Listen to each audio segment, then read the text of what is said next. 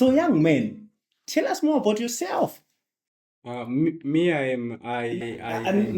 feel free. Feel comfortable. You can talk up on your show. There's no problem. Yes.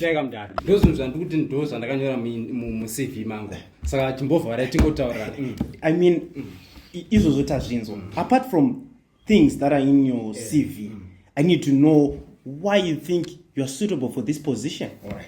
So as no time I'm there and this is good.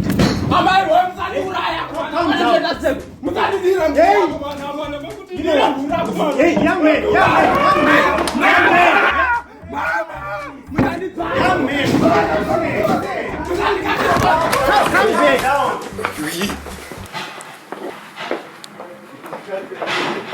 Yeah, anyways, Ndimasara, you can come in your family. One eternity later. Baba guy. Mashanda. Mashanda. Basa ndarwana mambo. Mlopedza. Aiwa semavimbisira makaita mambo. Marini. Awedzera shamwa. Hama grasa ngoposa atopwanyika. Zadaro kashamwa. Neko man. Basa racho anzanda tanga ubhadharo ndinozobhadharo. Aiwa zvinoita. Andinoaudza kwakudaona mbochita.